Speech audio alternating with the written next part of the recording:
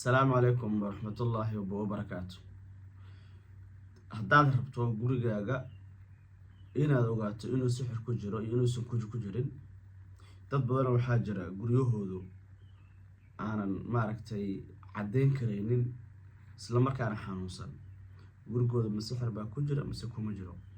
yani dad fara badan oo waxaa jira aad u dhiban, xanuunkana ula dhiban, garan karayla meesha laga jiro iyo sida xaalku uu yahay.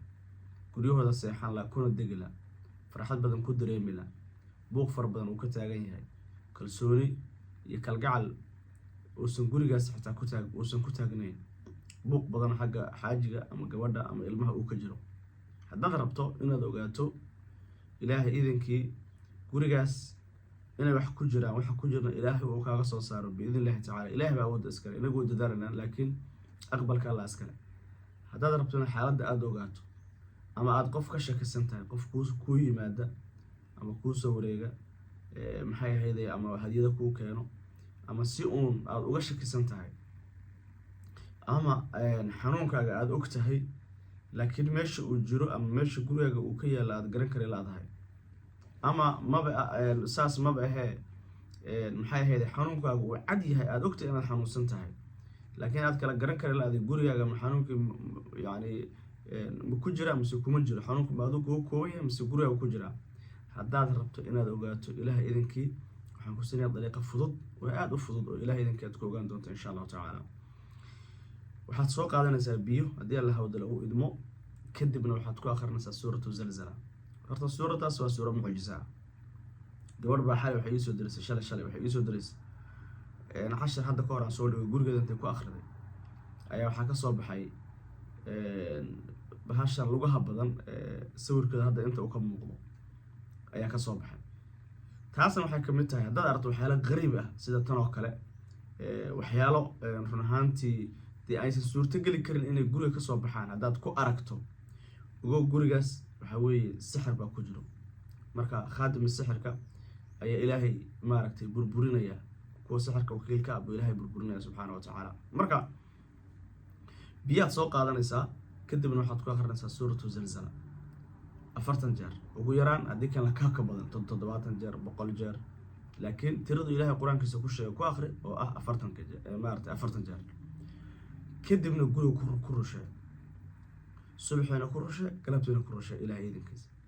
suuraddaas baxthi fara badan baan ku sameeyey inta culumo ee ka hadlaysa fadligeeda iyo inay sixirka burburiso iyo inay khaadima sixirka cunaha ku dhegto iyo inay tirtirto iyo inay kashifto iyo inay ma malan kartaan.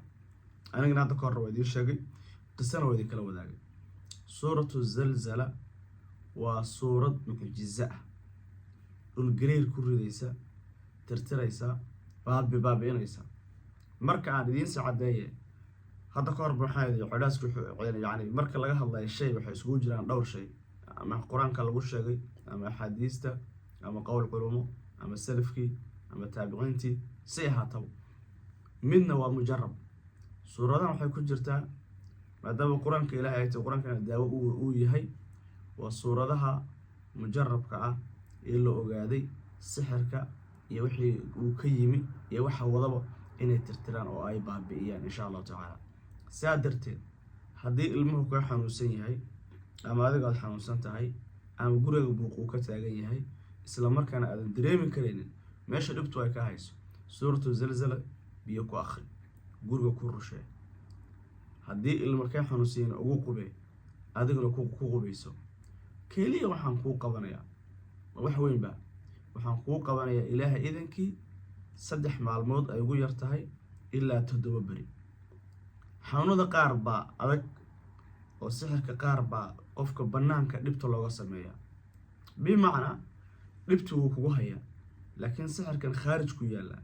sidii nebi maxamed sallallahu alayhi wasallam sixirkiisu, nebiga sallallahu alayhi wasallam meel baa lagu soo aasay, gurigiisa laguma aasin, meel u dhowna laguma aasin. maxaa lagu soo aasay?